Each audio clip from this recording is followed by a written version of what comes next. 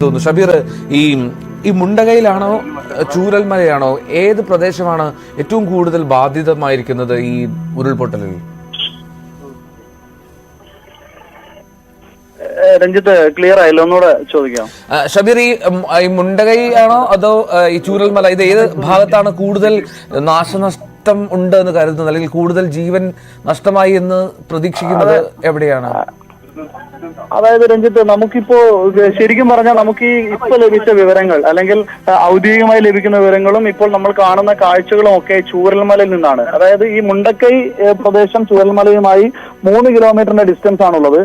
ഈ മുണ്ടക്കൈയിൽ ഇപ്പോഴും ആളുകൾക്ക് കൃത്യമായിട്ട് അല്ലെങ്കിൽ രക്ഷാപ്രവർത്തകർക്ക് എത്തിച്ചേരാൻ കഴിയാത്തതുകൊണ്ട് അവിടുത്തെ ഒരു കാഷ്വാലിറ്റിയെ സംബന്ധിച്ചുള്ള ഒരു വിവരം ഇപ്പോഴും ലഭിച്ചിട്ടില്ല എന്നാണ് നമുക്ക് പറയാൻ സാധിക്കുന്നത്. അവിടെ നിന്നും വരുന്ന കണക്കുകളൊക്കെ ഒരു ഏകദേശം കണക്കുകൾ എന്നുള്ളതിലപ്പുറം രക്ഷാപ്രവർത്തകർ കൃത്യമായിട്ട് അവിടെ എത്തി ഇത് ഏകോപിപ്പിക്കാനുള്ള ഒരു അവിടുന്ന് ഈ ഏകോപിക്കുന്നത് മാത്രമല്ല, അവിടുന്ന് മൃതദേഹങ്ങളാണെങ്കിലും അല്ലെങ്കിൽ പരിക്ക് പറ്റിയവരാണെങ്കിലും പൂർണ്ണമായിട്ടും പുറത്തെത്തിക്കാനുള്ള ഒരു സാഹചര്യം ഇതുവരെ ഉണ്ടായിട്ടില്ല. അതുകൊണ്ട് തന്നെ നമുക്ക് മുണ്ടക്കൈയിൽ എന്ത് സംഭവിക്കുന്നു എന്നുള്ള കാര്യത്തിൽ ഇനിയും ഒരു വ്യക്തതയില്ല. മറിച്ച് ചൂരൽമലയിലാണ് ഇപ്പോൾ രക്ഷാപ്രവർത്തകർ പൂർണ്ണമായിട്ട് കേന്ദ്രീകരിച്ചിരിക്കുന്നതും ഇപ്പോൾ കൂടുതൽ മൃതദേഹങ്ങൾ കണ്ടെടുത്തതും അത് ചൂരൽമലയിൽ നിന്ന് തന്നെയാണ്. ഞാൻ നേരത്തെ സൂചിപ്പിച്ചതുപോലെ ഈ ചൂരൽമലയിൽ നിന്നും കണ്ടെടുത്ത മൃതദേഹങ്ങളെല്ലാം മുണ്ടക്കൈയിൽ നിന്നും ഒഴുകി വന്നതാണോ? ഓക്കെ, ഷബീറിന്റെ ഫോൺ കട്ടായി എന്ന് തോന്നുന്നു. സുജിത്ത് എന്നൊരാൾ നമ്മോടൊപ്പം ഉണ്ട്. സുജിത്ത് തൃശ്ശൂരിൽ നിന്നാണ് വിളിക്കുന്നത്. സുജിത്തെ, ആരെങ്കിലും ഉണ്ടോ പ്രദേശത്ത്? ഇത് ഒരാളെ കുറിച്ചുള്ള വിവരത്തിന് വേണ്ടിയാണ്. ഡോക്ടർ വിഷ്ണു പ്രസാദ് ചിന്നാര, ഇത് കട്ടക്കിൽ നിന്നുള്ള ഡോക്ടറാണ്. ഡോക്ടർ വിഷ്ണു പ്രസാദ്? വിഷ്ണു പ്രസാദ് ചിന്നാര. ഓക്കെ, കട്ടക്കിൽ നിന്നുള്ള ആളാണോ? കട്ടക്കിൽ നിന്നുള്ളതാണ്. വിത്ത് ഫാമിലിയാണ്. പ്രിയദർശിനി, വൈഫിന്റെ പേര് പ്രിയദർശിനി പാലാണ്. ഓക്കെ, ഇപ്പൊ വിവരമൊന്നുമില്ല, ഇതുവരെ അറിഞ്ഞിട്ടില്ല. എന്നാലും ഉച്ചയ്ക്ക് ശേഷം കോൾ വന്നതാണ്. അതിനുശേഷം ഇതുവരെ കണക്ട് ആയിട്ടില്ല. ഇത് സുജിത്തിന്റെ സുഹൃത്താണോ? എന്റെ കൂടെ വർക്ക് ചെയ്യുന്ന ആളുടെ, കാരണം പുള്ളി നോർത്ത് മലയാളം നന്നായിട്ട് അറിയില്ല, ഇതുപോലെ കൺട്രോൾ റൂമിൽ സംസാരിക്കാനായിട്ട്, അതുകൊണ്ട് ത്രൂ സംസാരിക്കുകയാണ്. ഓക്കെ, ഉറപ്പായിട്ടും നമ്മൾ വിവരം കൈമാറാം. നമുക്ക് വിവരം വന്നിരുന്നു ആദ്യം 2 ഡോക്ടേഴ്സിനെ കാണാനില്ല എന്നുള്ളത്. ഈ ഭാര്യയും ഡോക്ടറാണോ? വൈഫ് ഡോക്ടർ അല്ല, ഡോക്ടറല്ല. ഓക്കെ ഓക്കെ ഓക്കെ, അപ്പോ അവരുടെ സുഹൃത്തുക്കളാണ് ഇപ്പോൾ സുജിത്തുമായി ബന്ധപ്പെടുന്നത് അല്ലേ? അതെ അതെ, ഉറപ്പായിട്ടും. ഓക്കെ, നമ്മൾ ഈ വിവരം ഒന്ന് ഈ ദുരന്ത നിവാരണ അതോറിറ്റിക്ക് കൈമാറാം. അപ്പോൾ അവർ ഉടൻ തന്നെ അതിന് പരിഹാരം കണ്ടെത്തും കേട്ടോ. അവരെന്തിനു പോയതാണ് അവിടെ? വിസിറ്റ് വേണ്ടി പോയതാണ്.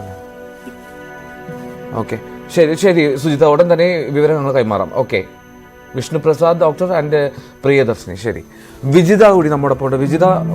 വിജിത, ബന്ധുക്കൾ ആരെങ്കിലും അവിടെ ഉണ്ടോ?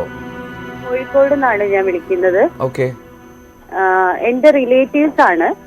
അപ്പൊ അവര് പിന്നെ 2 പേരെ ഒരു വിവരവും ഇല്ല. എത്ര പേരാണ്?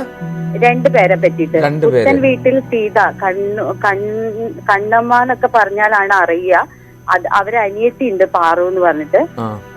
അവരെ പറ്റിയിട്ടും ഒരു വിവരവും ഇല്ല. അവരെ കാണുന്നില്ല, വീട് നിന്നോടത്തൊന്നും ഇല്ല എന്നാ പറഞ്ഞത്.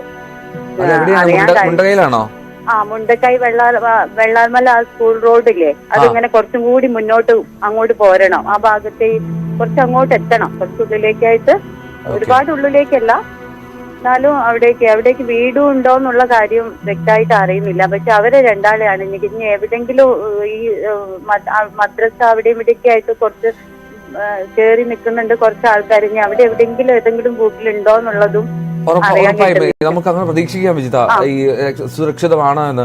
പക്ഷേ ഈ സീതയും അല്ലെങ്കിൽ കണ്ണമ്മ, പാറു, ഈ 2 പേർ മാത്രമാണ് വീട്ടിലുണ്ടായിരുന്നത്? ആ വീട്ടില് അവര് 2 പേരാ ഉണ്ടായിരുന്നത്. 2 സ്ത്രീകൾ മാത്രമേ ഉണ്ടായിരുന്നുള്ളൂ.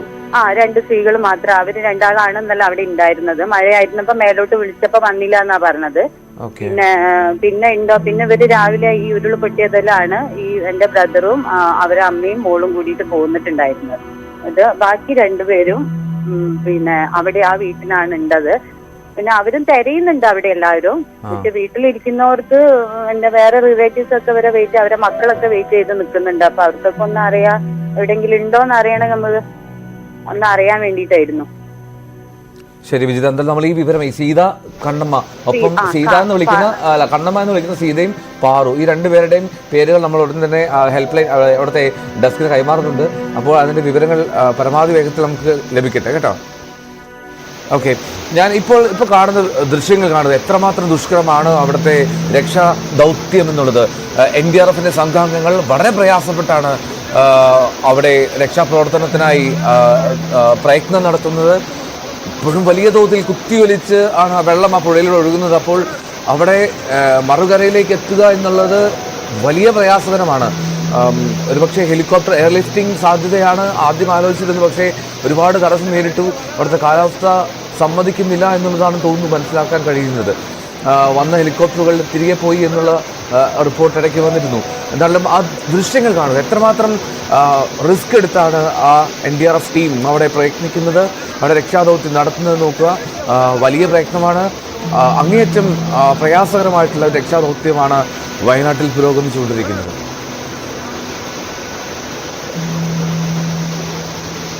മേപ്പാടിയിലെ ആശുപത്രിയിൽ നിരവധി പേർ ചികിത്സയിലുണ്ട്. ഒരുപാട് പേർക്ക് പരിക്കേറ്റിട്ടുണ്ട്. ഇനിയും മരണസംഖ്യ ഉയരാനുള്ള സാധ്യത അത് പറയാതെ വയ്യ. പക്ഷേ